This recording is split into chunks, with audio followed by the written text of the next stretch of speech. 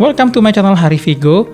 Buat kalian yang baru banget berkunjung ke channel ini, gue mau kasih tau ke kalian bahwa channel ini adalah channel seputar gitar. Di sini gue kasih teori, lick, riff, ada juga review-review gitar dan instrumen yang berkaitan dengan gitar. Lalu ada juga tips dan trik, ada juga gue ngebacot soal musik dan lain sebagainya. Silahkan dicek-cek aja video gue sebelumnya, siapa tahu ada yang cocok buat kalian guys. Di video kali ini gue nggak akan kasih teori gitar, ataupun riff, ataupun lick. Di video kali ini gue akan share, karena banyak yang nanya nih ya, kamera apa yang lu pakai bang? Di sini gue akan share satu kamera yang murah yang bisa kalian pakai dan hasilnya seperti ini. Seperti yang kalian lihat. Ini murah banget. Sebelum kita masuk ke topiknya, kita intro dulu.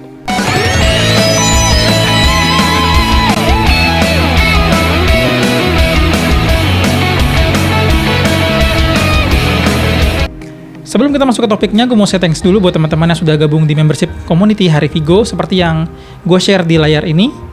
Nah, buat teman-teman yang belum gabung membership community Hari Vigo, silahkan cek aja tombol join di sebelah tombol subscribe di bawah ya. Kalau misalnya kalian pakai bahasa Inggris, tulisannya join. Kalau misalnya kalian pakai bahasa Indonesia, tulisannya gabung. Di sana ada 3 pilihan membership yang bisa kalian pilih dengan benefitnya masing-masing. Cocok juga buat kalian yang pengen konsultasi intensif sama gua via WhatsApp, bisa langsung gabung aja ke membership community level 3. Oke, sekarang kita masuk ke topiknya. Di video ini, gua akan ngebahas tentang kamera bukan musik ya. Karena gini, gue pikir sebelumnya gue sudah pernah mereview barang-barang yang gue pakai, walaupun nggak semuanya. Kayak misalnya sound card, gue udah pernah review 2 sound card, ya, yang M-Audio dan yang Behringer. Pernah juga gue review mic yang gue pakai ini, Samson Q7. Headphone yang gue pakai ini juga pernah gue review. Gitar apalagi rata-rata semuanya udah pernah gue review ya. Ampli juga udah, sound monitor juga udah. Yang belum itu apa? Kamera. Ada juga sih yang lain yang belum, kayak misalnya laptop dipakai, kabel, dan lain sebagainya. Nanti mungkin gue akan review perlahan, tapi sekarang gue mau review kameranya dulu. Soalnya ada beberapa yang nanya teman-teman, bang gue mau start YouTube untuk cover lagu, atau bang gue mau bikin tutorial di YouTube, tapi gue bingung kamera yang murah apa. Nah, kalian masuk ke video yang tepat.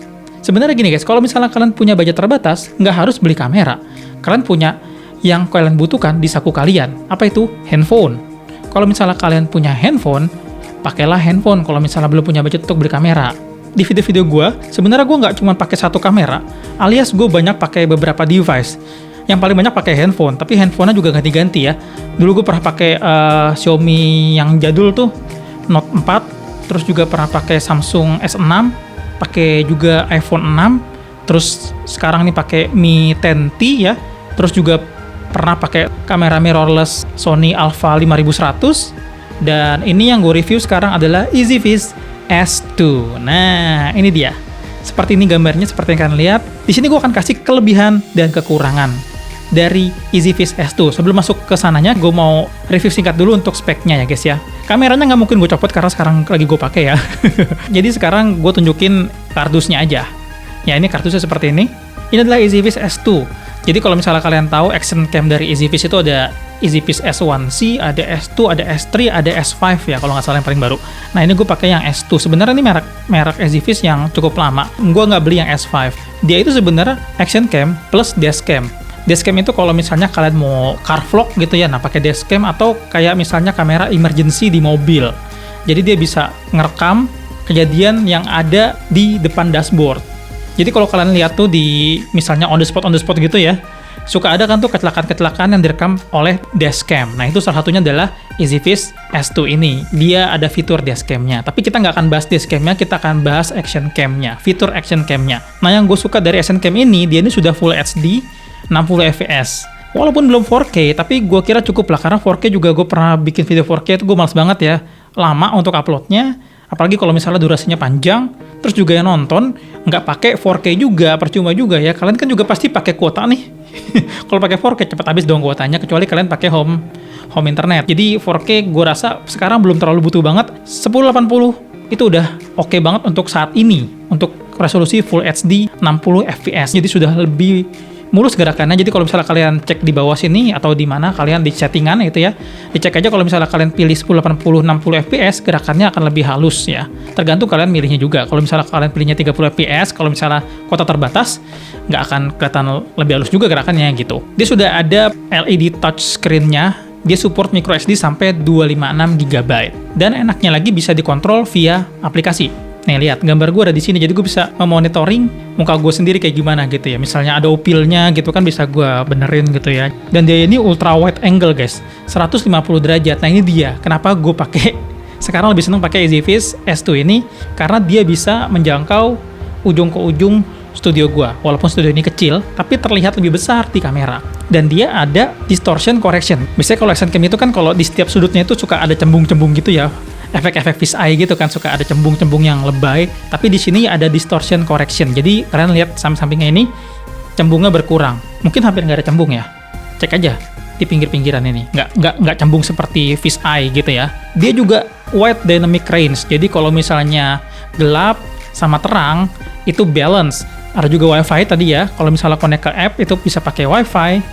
Dan untuk kirim-kirim filenya juga bisa pakai WiFi dan pakai Bluetooth. Bisa juga pakai cara konvensional, yaitu dicolok pakai USB ke komputer. Nah, gue paling seneng dengan aplikasinya ini karena di sini gue bisa ngatur banyak settingan gitu, mulai dari ISO, terus juga EV-nya dan lain-lainnya gitu ya. Walaupun ini megapikselnya kecil, tapi menurut gue lumayan tajam untuk ukuran action cam yang harganya cuma segini gitu. Oh ya, by the way, kalau misalnya kalian pengen cek-cek langsung tanpa harus dengerin review gue sampai habis, silahkan cek aja, linknya ada di deskripsi di bawah untuk kalian langsung beli EasyViz S2 ini. Oh ya, pasti ada yang bilang, Bang, itu di grading nggak warnanya, colornya? Pastinya. Kalau misalnya kalian pengen hasilnya bagus, itu bisa di grading kayak gue. Nah, kalau misalnya kalian nggak ada ilmu grading, gitu ya, hasilnya bisa natural juga nggak masalah. Tapi kalau di grading, gue pikir warnanya mudah untuk diedit ya. Contohnya seperti grading yang gue pakai saat ini. Nah, kalau aslinya kalian pengen tahu aslinya seperti ini. Ini warna aslinya. Kalau gue grading, nah seperti ini, lebih soft gitu. Tapi gampang banget di grading. Kan ada juga kamera-kamera yang susah di grading, terutama kamera-kamera handphone ya kan. Kamera handphone tuh biasanya kalau kita grading susah banget. Kalau kita edit warnanya susah gitu ya. Terpecah lah, entah kegelapan, entah keterangan lah. Kalau ini kayaknya bisa, kalau menurut gue. Nah, kamera ini cocok buat kalian yang minim budget, yang punya budget sekitar segini, range-nya, bisa pakai kamera ini. Dan cocok juga buat kalian yang nggak harus YouTuber musik seperti gua, bisa juga YouTuber-YouTuber lain yang pengen range-nya luas seperti ini ya, wide angle seperti ini, atau mungkin juga bisa juga nggak harus wide angle, sempit sudutnya juga nggak masalah, tapi kalian males taruh kamera jauh di sana. Kalau misalnya mirrorless itu kan sudutnya nggak terlalu lebar ya untuk menangkap gambar ya, jadi kita mesti taruhnya agak ujung gitu ya. Kalau ini cukup di depan sini percis, dan kalian bisa kontrol via aplikasi ya. Sekarang kita masuk ke kesimpulannya. Ini udah cukup bagus untuk action cam seharga segini dengan kualitas Full HD 60 fps. Sudutnya lebar 150 derajat dan dia ada distortion correction-nya. Jadi nggak cembung banget di pojok-pojokannya, nggak ada efek-efek fisheye gitu lah. Ada kemudahan untuk mengaturnya via aplikasi. Jadi kalian bisa pantau dulu udah cocok nih baru rekam. Lalu kelebihan lain juga dia kasih aksesorisnya banyak, seperti yang kalian lihat di layar ini. Nah, kelemahannya menurut gua adalah dia nggak ada input mic ya. Jadi kalian harus nge-record suara kalian pakai external recorder. Nah, berhubung gue cuma seringan di kamar aja, dan gue juga sukanya home recording, jadi gue kan pakainya sound card ya, atau audio interface. Jadi dari mic ini ke audio interface lalu direkam pakai DAW di laptop. Nah, jadi emang gue bukan tipikalnya yang nyolokin mic ke kamera dari dulu. Jadi emang di sini dulu, biar suaranya bisa gue edit dengan balance. Setelah balance baru dimasukin ke YouTube. Gue tipikalnya seperti itu. Itu salah satu kelemahan kalau misalnya kalian nggak suka recording suara dengan cara gue. Kekurangan lainnya mungkin belum 4K, tapi ya kalau menurut gue bukan terlalu kekurangan juga ya, karena zaman sekarang masih Full HD itu masih bagus banget gitu. Jarang juga yang nonton video di HP itu pakai 4K, kecuali dia nontonnya di layar TV yang gede ataupun di laptop atau di PC yang layarnya gede baru berasa. Kekurangan lainnya karena dia action cam, jadi fokusnya itu rata. Jadi kalau misalnya kalian pengen sinematik yang ngeblur gitu atau bokeh gitu, ini nggak bisa. Karena basicnya dia adalah action cam, bukan mirrorless. Jadi menurut gue EasyViz S2 ini sangat worth it kalau misalnya kalian beli. Kalau misalnya budget kalian segini. Nih ya, ini harganya per 2021, sekarang bulan apa nih? Bulan Oktober gue ngerekam ini. Jadi mungkin nanti bisa naik ataupun bisa turun. Gue pernah pakai banyak device juga, tapi sekarang yang sering gue pakai adalah yang ini karena simple settingnya, gampang pindahin filenya juga, dan dia mudah untuk interface-nya di aplikasi ini. Oke guys ya, see you in the next video. Tetap latihan, tetap semangat berjuang, dan bye-bye.